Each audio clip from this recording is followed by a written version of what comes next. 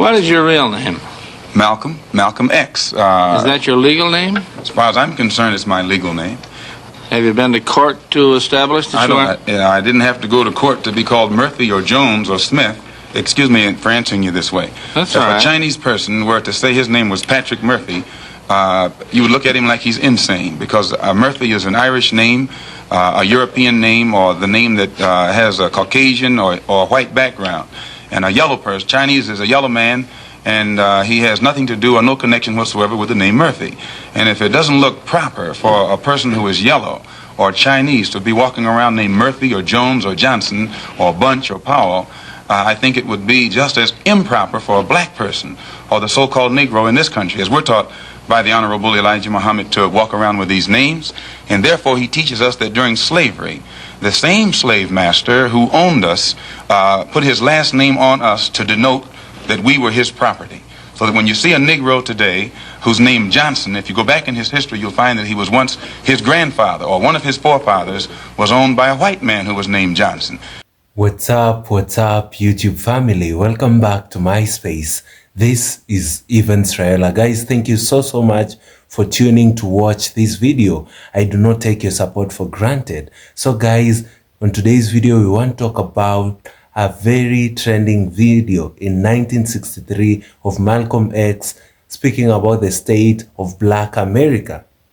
You'd wonder why I'm posting a video from 1963. This video is very instrumental in regards to the empowerment of black folks in America. Some of the topics that Malcolm X spoke about, in this specific video are still affecting black people in America in 2025, guys. So I want you to watch this video of Malcolm X. And before we do that, I just want to bring a brief history of Malcolm X.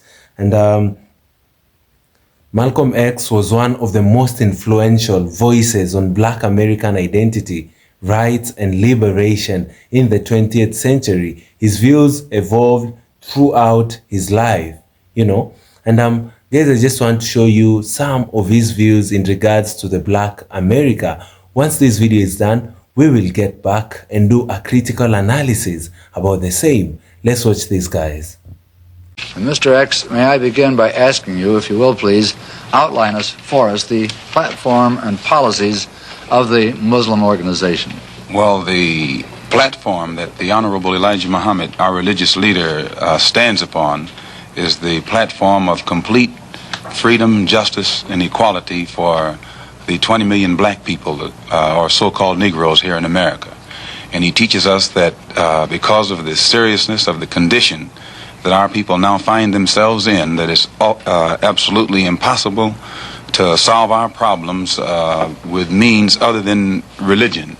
And he teaches us that the religion of Islam is the only religion that will instill within our people the incentive to stand on our own feet. And instead of trying to force ourselves upon whites or force ourselves into the white society, or blame the white man for our predicament and constantly beg him for what he has, he says that the only way that we can solve our problem is to unite together among ourselves, among our own kind, clean ourselves up, rid ourselves of the evils that we've become addicted to here in this society, and try and solve our problem ourselves. And I referred to the popular belief that the Muslims preach a hatred for the white race. You do not subscribe to this, then? No, I've never heard the Honorable Elijah Muhammad teach or preach hatred for anyone.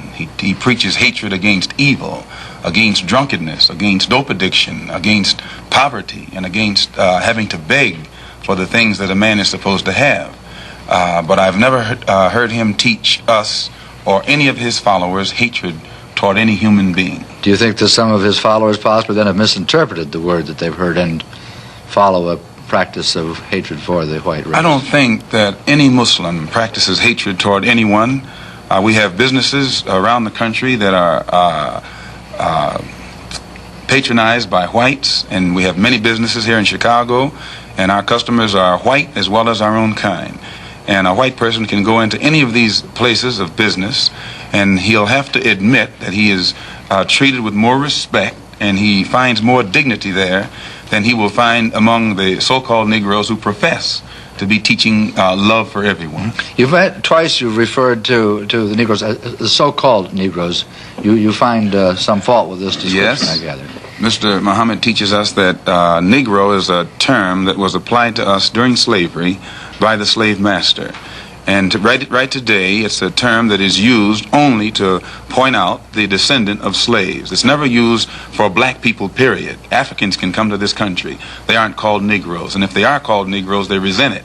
So if Negro meant black, as we've been taught, it would be a term that would be applicable to or pliable to everyone.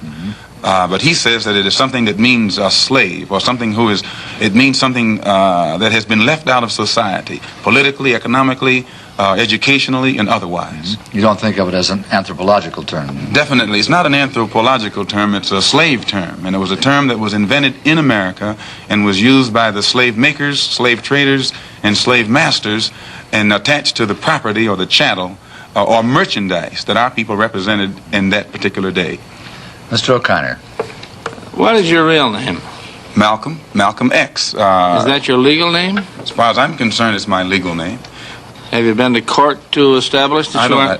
I didn't have to go to court to be called Murphy or Jones or Smith.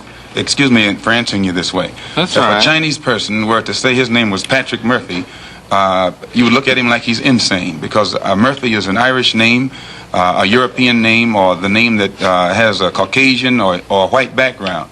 And a yellow person, Chinese is a yellow man, and he has nothing to do or no connection whatsoever with the name Murphy. And if it doesn't look proper for a person who is yellow or Chinese to be walking around named Murphy or Jones or Johnson or Bunch or Powell, I think it would be just as improper for a black person or the so-called Negro in this country, as we're taught by the Honorable Elijah Muhammad, to walk around with these names. And therefore he teaches us that during slavery, the same slave master who owned us put his last name on us to denote that we were his property. So that when you see a Negro today who's named Johnson, if you go back in his history, you'll find that he was once his grandfather, or one of his forefathers was owned by a white man who was named Johnson. If his name is Bunch, his grandfather was owned by a white man. I get the point. That was. Let me ask you about the status of Elijah Muhammad. First of all, is he ill? I spoke to him today. He is in better health than he has been. He's suffering from asthmatic bronchitis. Is that why he didn't attend your rally on last Tuesday? The only reason that he didn't attend was his ill condition, and the weather here, especially on that particular day, was of such nature that it would have been almost insane for him to come. Well, now, did you hold that meeting last Tuesday because it coincided with the general election, the primary election? I think if you study the history of Mr. Muhammad's work and religious work in this country, we've had our convention on February the 26th every year for, I think, the past 33 years.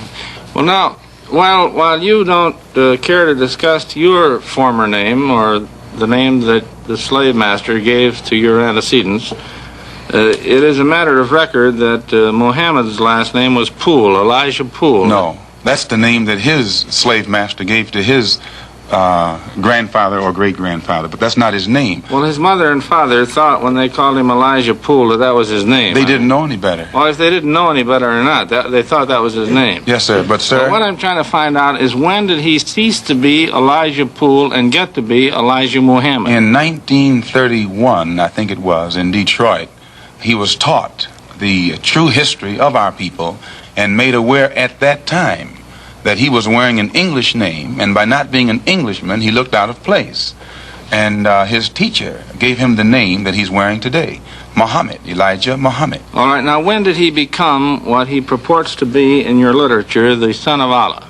I've never heard the Honorable Elijah Muhammad referred to as the son of Allah. The prophet of Allah. I've never heard him referred to as the prophet of Allah. What do you refer to him Messenger of Allah. All right, the messenger of Allah, and I appreciate the correction. Yes, he says that a prophet is somebody who predicts the future, and he's not predicting the future, whereas a messenger is someone who carries a message that has been given to him by one who authors that message. Well, now, who gave him the message, and to whom is it supposed to be delivered? Master W.F. Muhammad, the one who taught him, is the author of the message.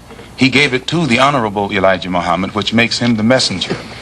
And he's to deliver that message of truth and righteousness to the 20 million American so-called Negroes, which means he's to teach us the truth, which will awaken us and then show us how to live a life of righteousness, which will automatically qualify us for recognition as human beings by all other righteous human beings here on this earth. Well, now, one other question. With reference to what Mr. Hurlbut asked you a little bit ago, you took a very moderate position of wanting independence without having any hatred for the whites. Do I understand that correctly? Hatred is not involved in it whatsoever. Well, I recall in a recent plane crash, 2 or 3 years ago, or less than that, a charter flight on Air France in which a group of people from Atlanta, Georgia, were, as they say in the business, as they took off from Orly Field. And you were quoted at that time as expressing great gratification that this tragedy had occurred. Do you recall that? I recall it. What did you say? Do you remember? The press misinterpreted it and misrepresented it. What did you say? They said that it was made at a Muslim meeting. It wasn't. It was made at a rally of Negroes, Baptist, Methodist, Catholic, and otherwise in Los Angeles, who were rallying to protest the brutal shooting of 7 unarmed Negroes and what did you by say? heavily armed white policemen in the city of Los Angeles. And because we are a people who have been taught by the Honorable Elijah Muhammad to never carry weapons of any kind, but to get on God's side and rely on God to fight our battles for us, at the time that these brothers were shot down so brutally, I pointed out at the funeral of the brother who died that God would step in and take a hand in giving us some form of justice for the brutal killing of our brother. And when the plane crashed in France, I pointed out to the crowd at this rally that this was an act of God showing his wrath or complete resentment over the brutal form of injustice that had been inflicted upon our poor unarmed brothers. Were you saying that, or do you believe that? At that time, Dr. Billy Graham was in a crusade in Chicago, and the press, your papers here in this city, quoted Billy Graham of also saying that plane crash was an act of God. And if you take time to check the newspapers, I think that you'll find that this is correct. But no one thought that Billy Graham was so wrong when he attributed the crash of this plane to his God. But when we say that it come from our God, then we're looked upon as being, outrageous. I know, but you took the position that this was a matter of satisfaction to you for an injustice done against you, and I think that that's a trifle severe. We did not think that it was a coincidence that 120 of the whites on this plane came from the state of Georgia, a state that has the worst record in the history of America for the mistreatment of black people in this country. Worse than Mississippi? They maybe are a little less Mississippi is a little less hypocritical today than Georgia, but both of them are still practicing the same thing. Now the whites in Georgia bite Negroes with a smile, whereas they used to bite them with a growl. But they're still being bitten, and we don't think that it is any worse to be bitten with a smile than it is to be bitten with a growl. Mr. Calvert. While we're on the subject of Mississippi, what is your organization's position of what happened in Mississippi in the past 6 months? Such as what? Such as the James Meredith incident and the enrollment of him in the university. Well, the Honorable Elijah Muhammad wants justice for every one of the 20 million so-called Negroes. And to just take one Negro and stick him in college with the aid of 15,000 troops, and at a cost of $6,000 is a disgrace. It's a waste of taxpayers' money. It's a farce. It's hypocrisy. Because if it's right for one Negro to be forced into that university, then every Negro in the state of Mississippi who is qualified has the same right to go to that university. And if the government is not ready and willing to enforce the right of every Negro in the state of Mississippi, then, in my opinion, sir, it's only hypocrisy to pretend that they are for justice by pushing one Negro in and blowing it up all over the world to make it look like they're solving the problem when millions of black people in that state are still going to segregated schools and getting an inferior education. Does your organization encourage members to attempt to enter schools that have been known as all white in the past? The Honorable Elijah Muhammad doesn't discourage us from attending white schools, but he does say that it is better for us to go to our own schools, and after we have a thorough knowledge of ourselves, of our own kind, and racial dignity has been instilled within us, then we can go to anyone's school and we'll still retain our race pride, our racial dignity, and we will be able to avoid the subservient inferiority complex that most Negroes have, or that is instilled within most Negroes who receive this sort of integrated education. Well, you have a private school operating here in Chicago, at least, and possibly elsewhere, and it's been a subject of controversy lately. What is the acceptance of people who come out of your private schools into schools of higher learning? Yes, we have many students who have graduated from the University of Islam on 54th and Greenwood that are now attending other schools. In fact, just as an example, one of Mr. Muhammad's sons never attended any school in his life but the University of Islam. He later attended DePaul University. He also attended the University of Chicago, and at present he's attending Al-Azhar University in Cairo, one of the oldest Muslim schools in the world. And his daughter-in-law also, who went to school here, is attending the University of Cairo. And then we have other students who have graduated that are attending other colleges and universities in this country. And in our school, we never have any delinquency problems. We never have any dropouts. We never have any disrespect for authority or disrespect for parents. We don't have any kind of juvenile delinquency. All of the things that the regular school system is complaining about, the critics and the most severe critics of Mr. Muhammad has to admit that we aren't plagued with those same problems in our own school. I have listened to your leader, at least on one occasion in convention here. It was 2 years ago, and at that time he advocated the separate state proposition of giving the what you call the so-called American Negro a separate state in which to live, to make their own way. Would you explain that philosophy, please? And have you had any support for it from anybody in official ranks? Your first question first. To my understanding, what Mr. Muhammad has said is that he wants freedom, justice, and equality for the black people here in America, which you agree they don't have. If they did, you wouldn't have a race problem. And he says, if America cannot bring about freedom, justice, and equality for our people in this country, then America should allow us to leave. If we can't get along together, we should be allowed to depart and go someplace where we can set up housekeeping for ourselves.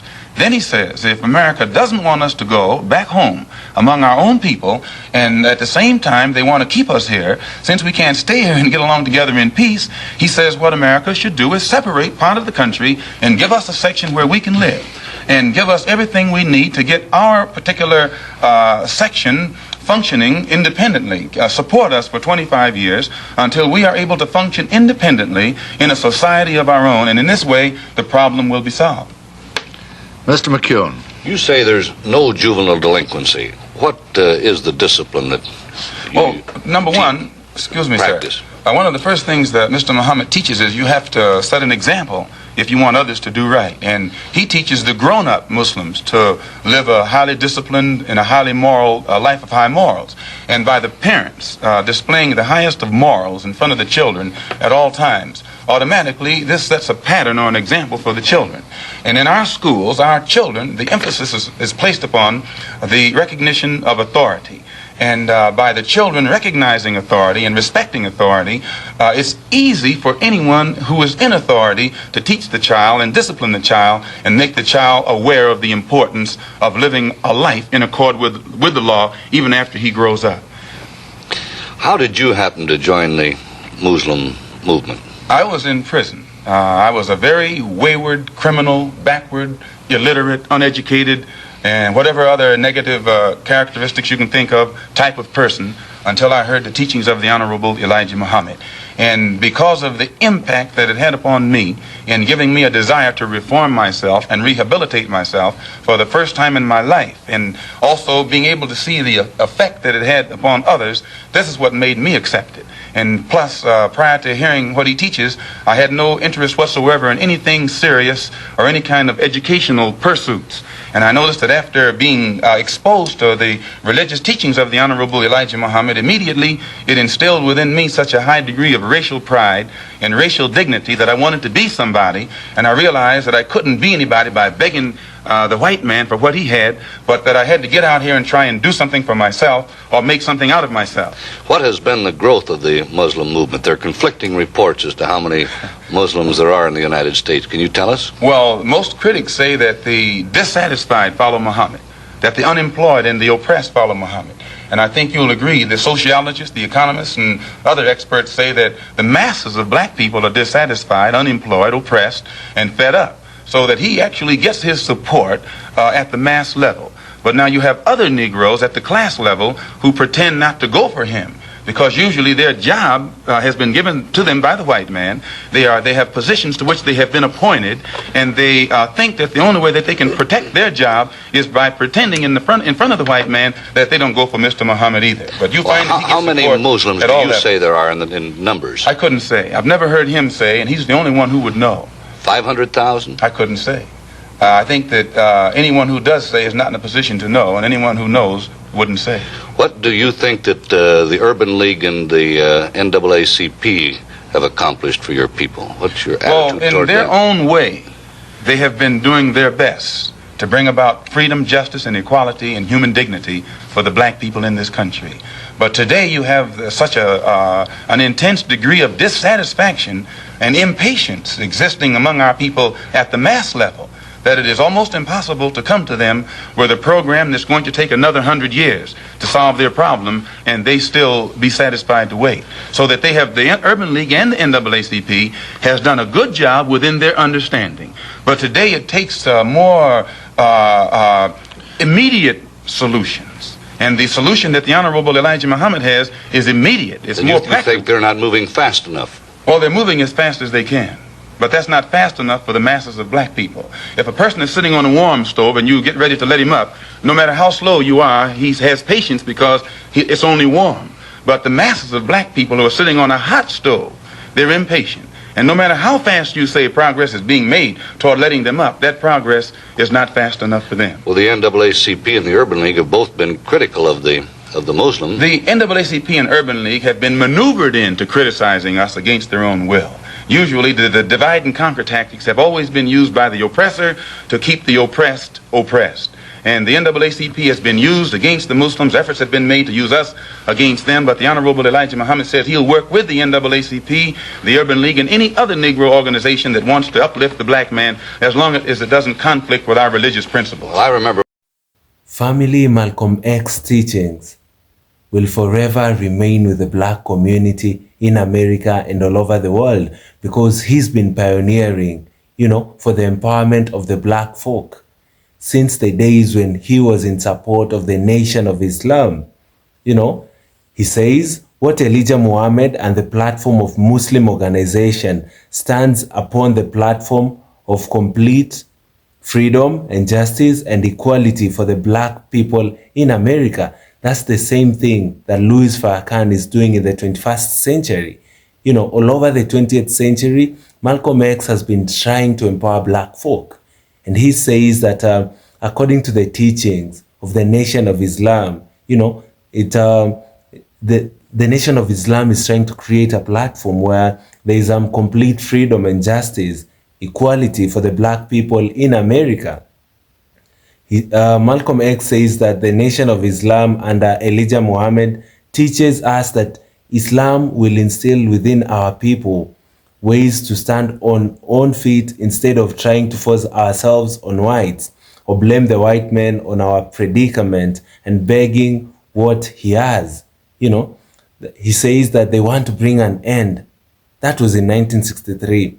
For the dependence of black people, to white people. They want to bring an end of constant complaints. But family, you notice that the same thing is still happening in 2025.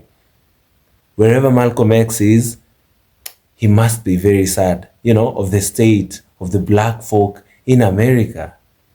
He proceeds to say, that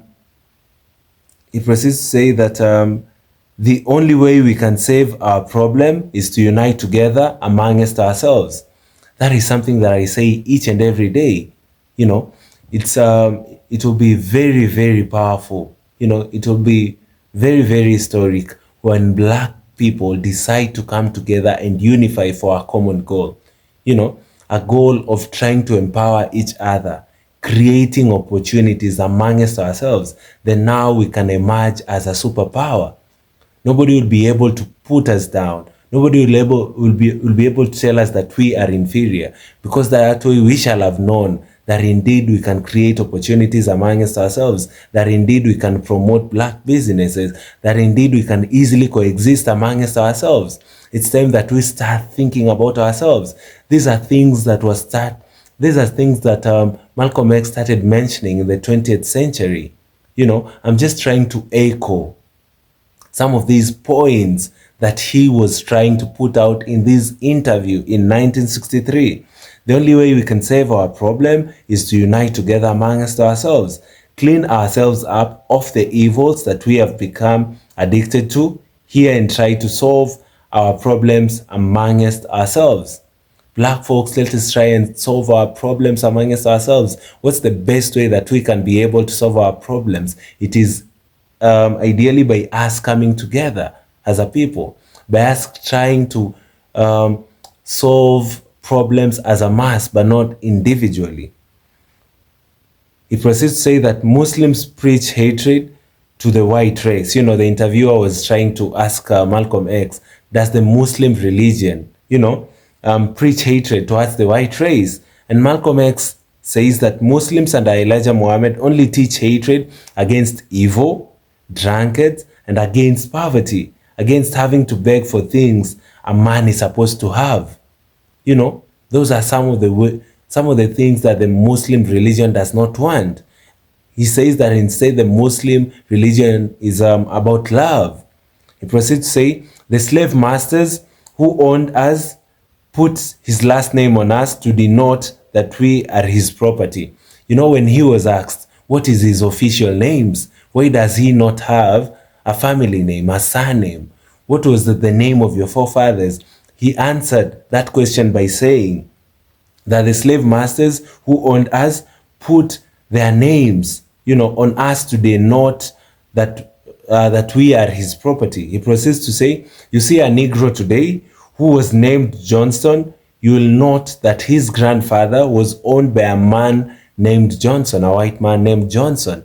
And he says that's why he doesn't have a second name, because he does not want to inherit, that name of the slave master that was named to his forefathers. That's why he's called Malcolm X. He does not want to have these funny names. The real names of our people were distorted. The last name of my forefathers was taken from them when they were brought to America and made slaves, and then the name of the slave master was given, which we reject today. Family went further to do more research in regards to the teachings of Malcolm X in the 20th century. And here are some of the key features, or rather key views, that Malcolm X used to try and preach to the black folk. Number one is the black self-determination and empowerment. Malcolm X believed that black Americans should take control of their own destiny. Free from reliance on white society, he often criticized integration, arguing that it forced black people to seek acceptance from those who historically oppressed them. Instead, he advocated for self-sufficiency, economic independence, and the creation of black-owned businesses and institutions. Number two, the critique of American racism. He was a fierce critic of systemic racism in America. He argued that white supremacy was deeply embedded in American society and that black Americans needed to recognize his reality than naively believing in the promises of equality from the government or the mainstream civil rights leaders. Number three is the separation over integration. During his early years as a minister in the Nation of Islam, Malcolm X believed that integration was not the solution. Instead, he argued that black Americans should form their own communities, even a separate nation if necessary. He saw integration as a trap that left black people vulnerable to the white control. Number four is human rights over civil rights. Unlike many civil rights leaders, Malcolm X framed the struggle of black Americans as a human rights issue rather than just a civil rights issue. He believed that appealing to US laws was inadequate because those laws were created by a system that oppressed black people. Number five is the evolution after leaving the Nation of Islam. After leaving the Nation of Islam in 1964, Malcolm X's views on race and black struggle evolved. His pilgrimage to Mecca exposed him to Muslims of different races, leading him to soften his stance on white people while still committed to black empowerment. Then number 5 is the legacy that he left, the impact. Malcolm X's message on self-respect, economic independence, and resistance to oppression continues to inspire black activists today. That's why we are doing this video in 2025. Guys, let me know what you think about the teachings of Malcolm X, around the 20th century. Guys, thank you so much for tuning to watch this video. Kindly let me know in the comment section down below if you enjoyed this video. Let me know also what you think about the views portrayed in this specific interview. Guys, thank you so much. See you all in my next episode. And guys, before you just stop this video, kindly do consider subscribing to this channel. We are currently on the road to 50,000 subscribers. Thank you guys, and see you all in my next episode. Goodbye for now.